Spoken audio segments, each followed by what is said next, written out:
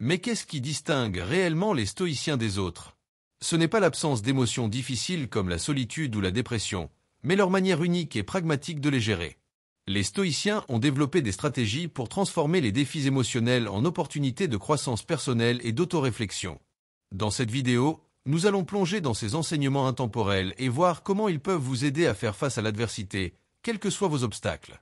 Je suis Armstrong, et si c'est votre première fois sur cette chaîne, je vous souhaite la bienvenue.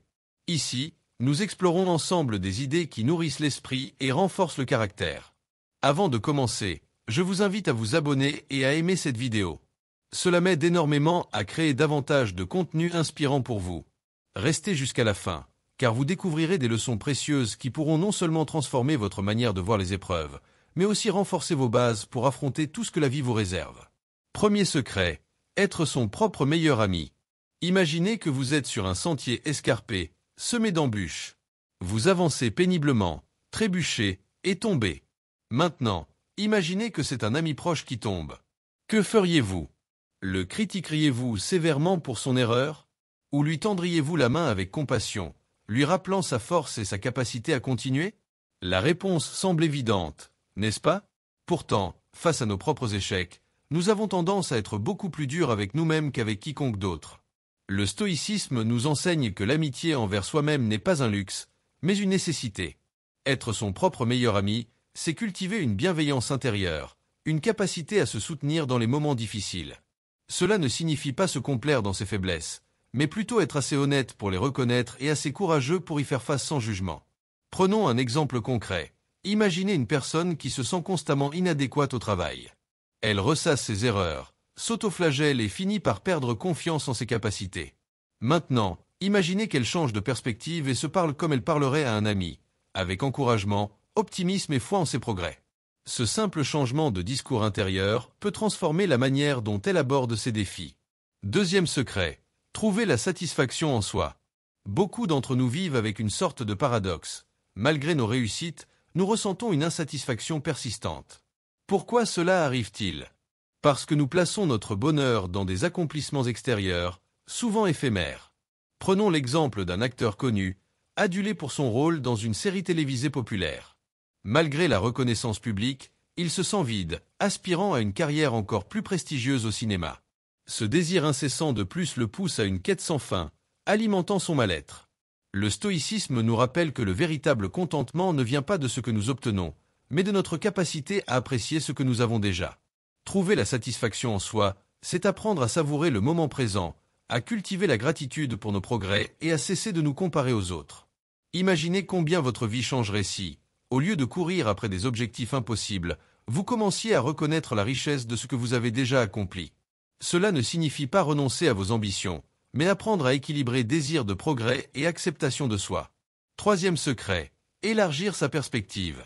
Parfois, nous avons tendance à voir nos problèmes comme des montagnes infranchissables. Pourtant, lorsque nous prenons du recul, nous réalisons que ces montagnes ne sont qu'un grain de sable dans l'immensité de la vie. Marc Aurèle, empereur de Rome, gérait un empire immense, rempli de défis colossaux. Pourtant, dans ses méditations, il nous invite à voir la vie comme une danse cyclique, où tout, même nos plus grandes épreuves, n'est qu'un petit fragment d'une vaste mosaïque. Imaginez que vous contemplez une carte du monde. Vos soucis, si accablants soient-ils, apparaissent alors comme une infime partie d'un tout bien plus vaste. En élargissant votre perspective, vous réalisez que vous n'êtes pas seul. Vos luttes ne sont pas uniques, elles résonnent avec celles d'innombrables autres à travers l'histoire et dans le monde entier. Ce changement de perspective n'a pas pour but de minimiser vos défis, mais de vous donner la force de les affronter avec sérénité. Il nous aide à replacer nos expériences dans un contexte plus large, où chaque moment, même difficile, prend un sens. Quatrième secret, demander de l'aide n'est pas une faiblesse. Nous vivons dans une société qui valorise l'autonomie, parfois au point de glorifier la solitude. Pourtant, le stoïcisme nous rappelle que la véritable force réside dans notre capacité à demander de l'aide. Pensez aux soldats sur un champ de bataille. Un soldat blessé, qui appelle ses camarades à l'aide, montre une intelligence et un courage bien plus grands que celui qui essaie de continuer seul, au risque de tout perdre. Demander de l'aide, c'est reconnaître nos limites et accepter que nous sommes plus forts ensemble. Que ce soit en rejoignant un groupe de soutien, en parlant à un ami ou en cherchant un mentor, chaque geste pour s'entourer de soutien nous rapproche de la résilience. Cinquième secret, L'adversité comme tremplin. La vie n'est pas un long fleuve tranquille. Les moments de calme sont agréables, mais ce sont les tempêtes qui forgent notre caractère. Quand nous faisons face à des épreuves, il est facile de sombrer dans le désespoir. Mais chaque difficulté est une opportunité déguisée, une chance de grandir, d'apprendre et de devenir plus fort. Pensez aux métaux précieux. Ce sont les feux les plus ardents qui les purifient et les rendent brillants. Plutôt que de fuir les défis, le stoïcisme nous invite à les embrasser. Car ce n'est pas dans le confort que nous devenons meilleurs, mais dans la lutte. 6e secret. Accepter l'incertitude comme une constante. Nous vivons dans un monde où l'incertitude est omniprésente. Que ce soit dans notre carrière, nos relations ou nos projets, il y a toujours des variables que nous ne pouvons pas contrôler. Cette réalité peut provoquer de l'anxiété, mais le stoïcisme nous enseigne à voir l'incertitude sous un autre angle. Imaginez que vous êtes un navigateur en pleine mer.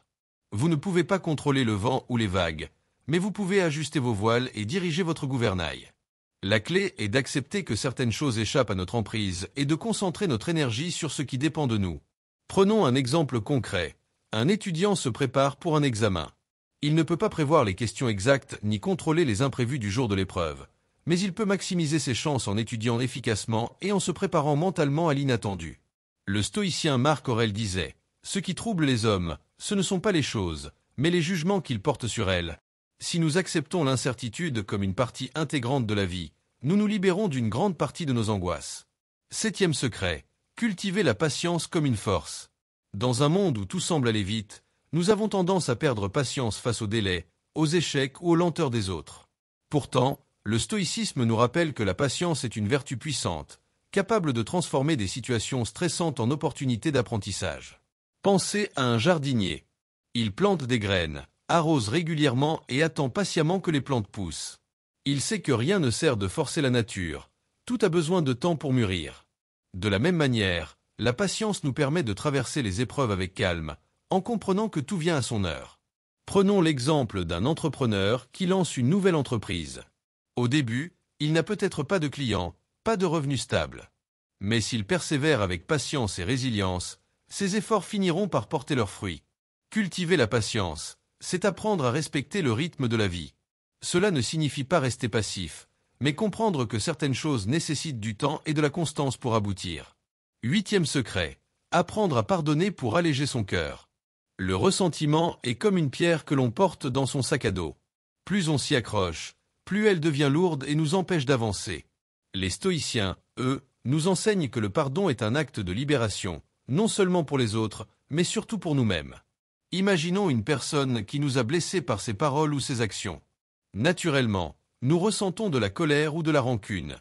Mais cette colère, si elle n'est pas libérée, finit par empoisonner notre propre esprit. Le pardon, en revanche, nous permet de lâcher prise, de reprendre le contrôle de nos émotions et de retrouver la paix intérieure. Épictète disait « Si quelqu'un te fait du mal, ne pense pas à te venger, mais examine pourquoi cela t'affecte autant. » Cette réflexion nous invite à voir le pardon comme un acte de force et non de faiblesse. Prenons un exemple simple. Imaginez deux collègues qui se disputent. L'un des deux décide de pardonner, non parce qu'il approuve les actions de l'autre, mais parce qu'il refuse de porter le poids de la rancune. En choisissant de pardonner, il se libère émotionnellement et peut avancer plus sereinement dans sa vie professionnelle. Le pardon ne signifie pas oublier ou tolérer l'injustice, mais se libérer des chaînes de la haine et du ressentiment. En conclusion, ces enseignements stoïciens, bien que vieux de plusieurs siècles, résonnent encore aujourd'hui. Si vous appliquez ces principes, vous découvrirez une force intérieure insoupçonnée et une résilience qui vous accompagneront dans toutes les situations. Si cette vidéo vous a inspiré, laissez un like et abonnez-vous à la chaîne.